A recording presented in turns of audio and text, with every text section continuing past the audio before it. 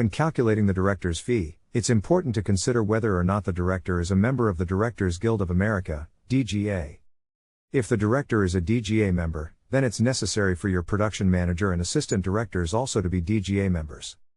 The critical difference, in this case, is that in addition to the fee calculated for these crew members, you will also need to add DGA fringes and comply with the DGA Basic Agreement.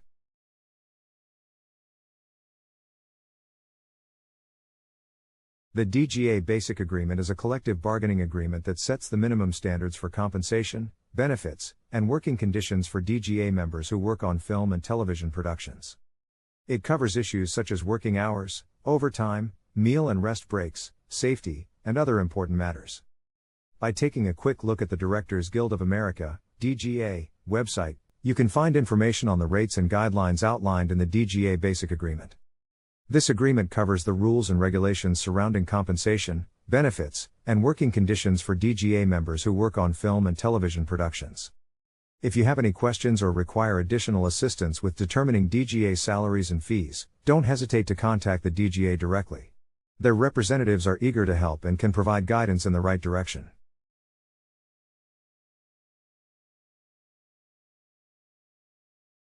Similar to the writer and producer fees, a first-time director can typically expect to receive a fee in the range of 3% to 5%, while an accomplished director may command a fee of 7% to 10%.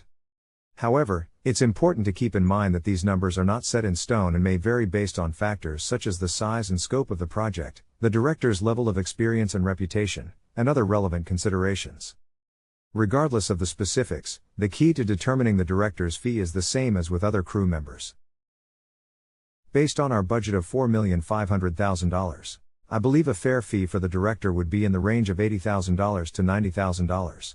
The director fee should be allow as opposed to daily or weekly salary. Let's set the director's fee at $85,000 and add the corresponding fringes.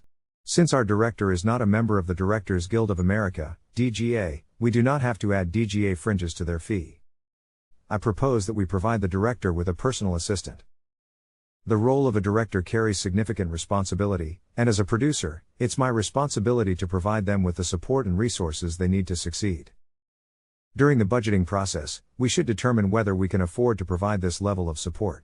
If not, we can consider having one assistant work with both the director and producer. The director's assistant will be available for 4 weeks of prep, 8 weeks of shooting, and 1 week of wrap, with appropriate fringes included.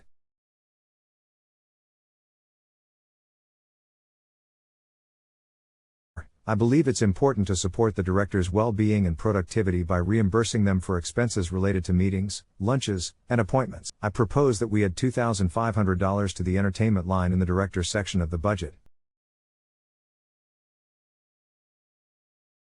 Now that we've calculated the budget for the director's department, let's move on to the next section: cast, stunts, and extras.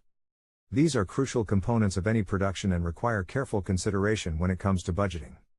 Let's take a detailed look at each of these categories to determine the appropriate expenses and fringes that should be allocated to cast members.